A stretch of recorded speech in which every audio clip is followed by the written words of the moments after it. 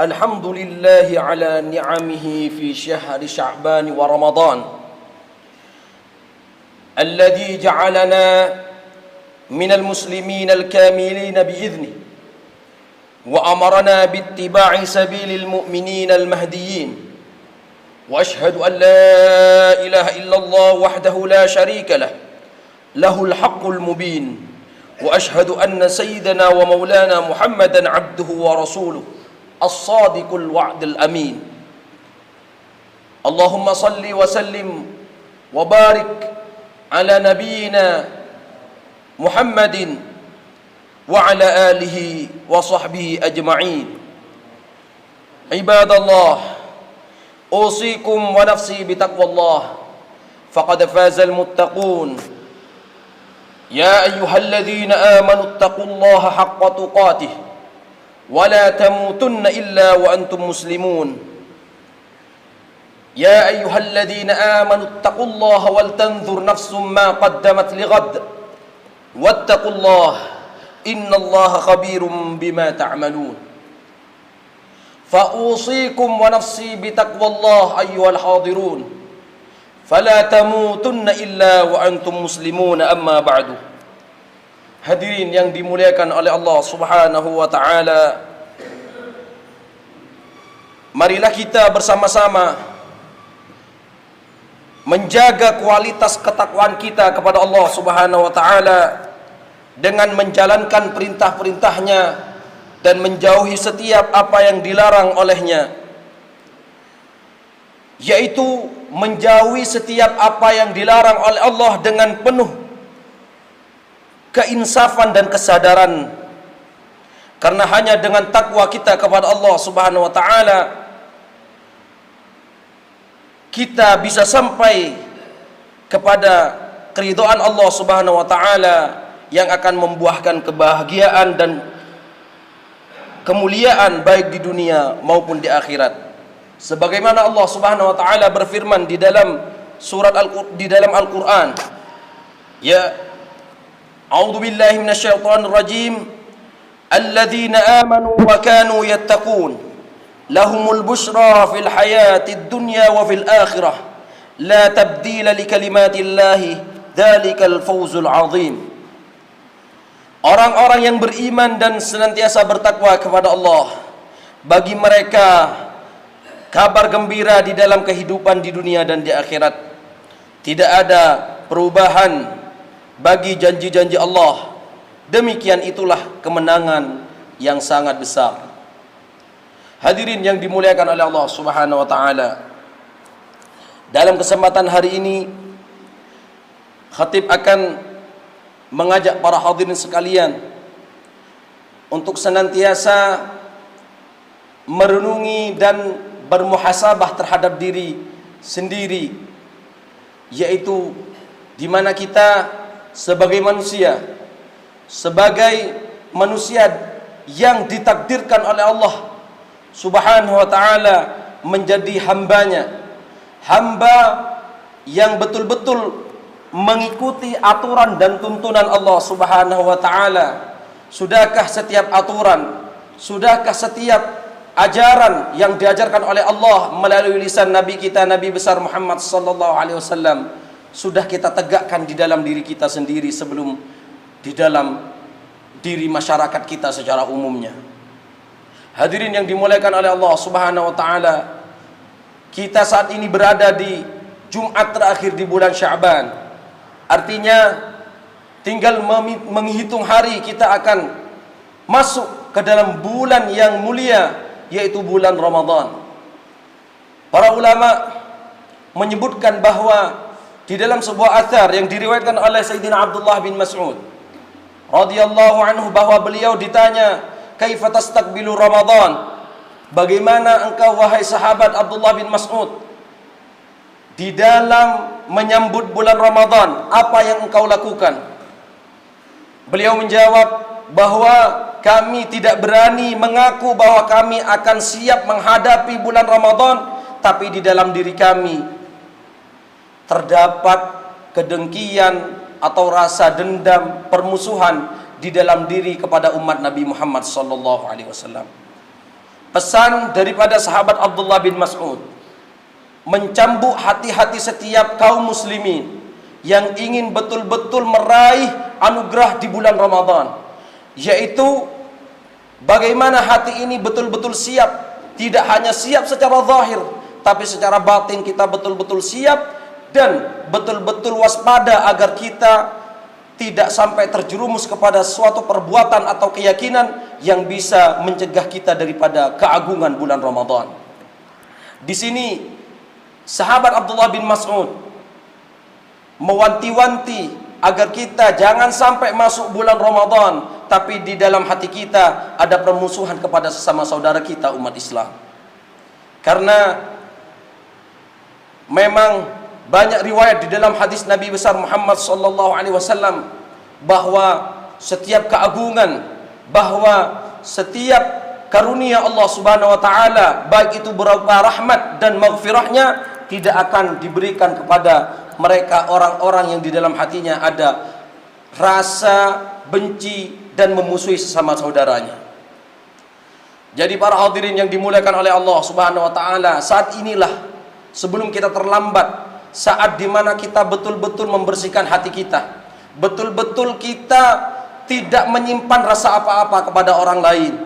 Hari ini adalah hari yang betul-betul tepat untuk kita berhalal bihalal. Kita tidak perlu dan tidak perlu menunggu Idul Fitri untuk kita berhalal bihalal, saling meminta maaf. Tapi justru sekarang, ketika di dalam hati kita ada perasaan yang tidak nyaman, apalagi kepada kedua orang tua, apalagi kepada sesama saudara, sekaranglah mari kita untuk membenahi setiap kesalahan-kesalahan kita yang itu ada hubungannya dengan hati dan pikiran terhadap sesama saudara kita.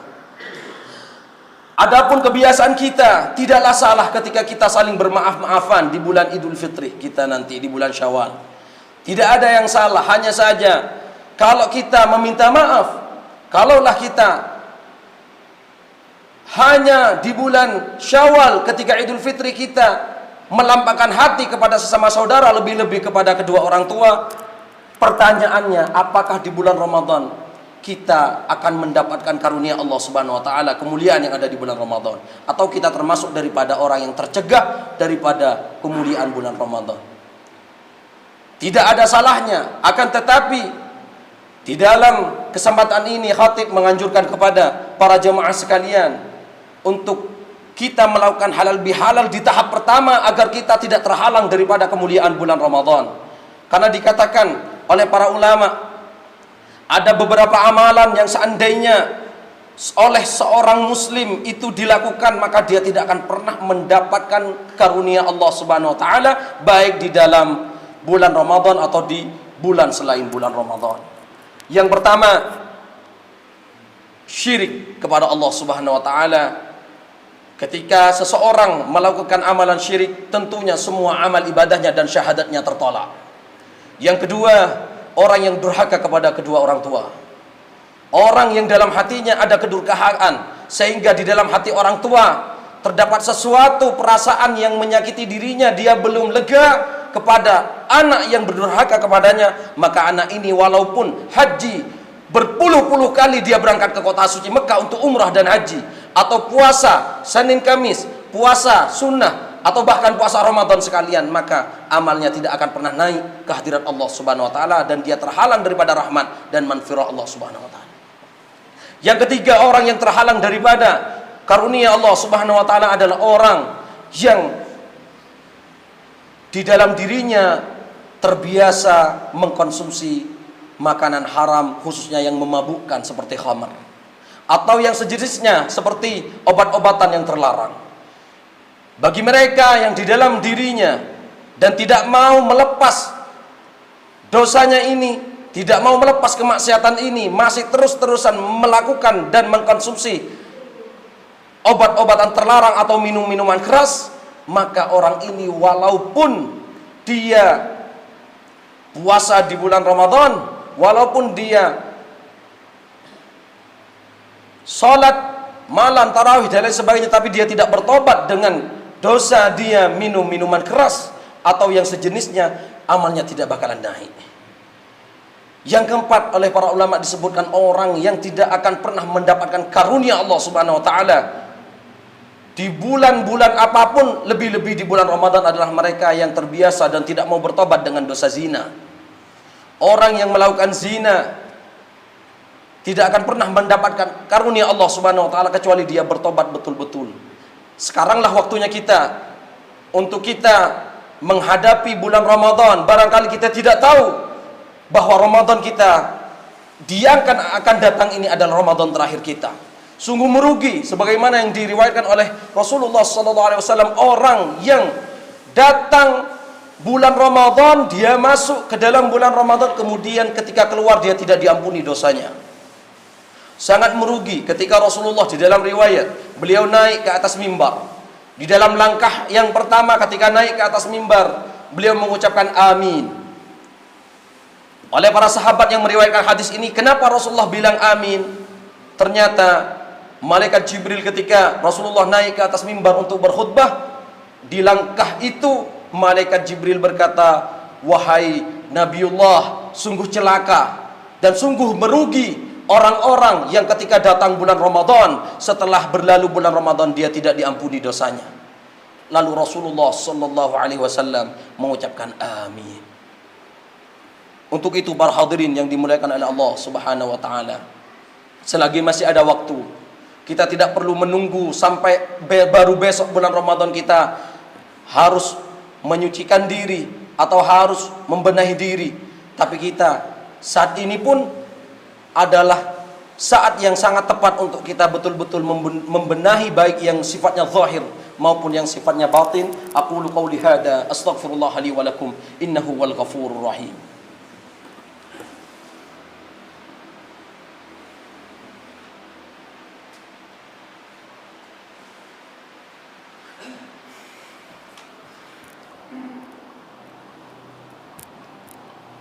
Alhamdulillah, alhamdulillahi rabbil alamin, alhamdulillahi ala ihsanihi wa syukru lahu ala taufiqihi wa amtinanihi, wa ashhadu an la ilaha illallah wa ashhadu an la ilaha illallah wahdahu la syarika lah, wa ashhadu anna nabiyyana Muhammadan abduhu wa rasuluh ad-da'i ila ridwanihi.